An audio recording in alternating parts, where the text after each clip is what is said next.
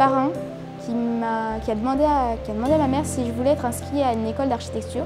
J'ai vraiment appris à faire une vraie maquette avec tout ce qu'il y a avant de faire la maquette, c'est-à-dire le programme, le concept, tout ça, réfléchir à qu'est-ce qu'on veut faire. Quand on est petit, on adore faire les trucs avec les mains. Donc c'était ça au début. Après, c'était plus comprendre pourquoi on fait ça. J'ai fait le projet du parc, donc les allées de la Seine, tout intégré dans un même espace, c'est-à-dire avoir des restaurants où on peut commander à manger, ou voilà, et des bancs et des allées un peu partout pour pouvoir manger justement ce qu'on a acheté et faire une place où tout est centralisé. Ces enjeux sont considérables puisque je pense qu'il faut toucher d'abord le jeune public pour qu'on puisse, une fois adulte, parler à des gens qui comprennent un peu le langage de l'architecture, de l'urbanisme, peut-être même du patrimoine, si tant est qu'on arrive jusque-là. Ils en parlent avec des mots, avec des couleurs, avec des choses qu'on a oubliées, j'ai envie de dire. C'est comme nos dessins d'enfants.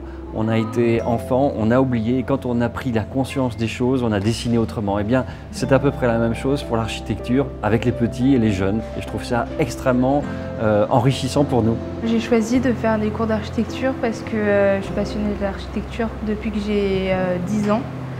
Et je vais faire architecte et ingénieur. J'ai appris à différencier les différentes époques de l'architecture, à pouvoir représenter l'architecture et aussi à faire un projet, que ce soit en groupe ou individuel.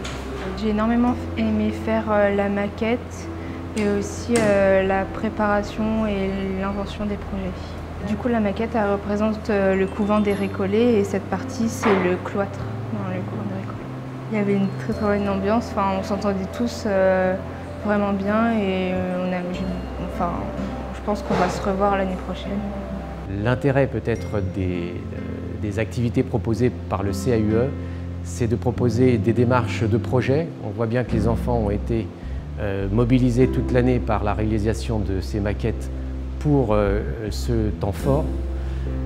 Une démarche aussi de résolution de problèmes, puisque quand il faut faire une maquette, il faut résoudre toute une série de problèmes qui viennent à se poser aux élèves, aux enfants, les uns après les autres.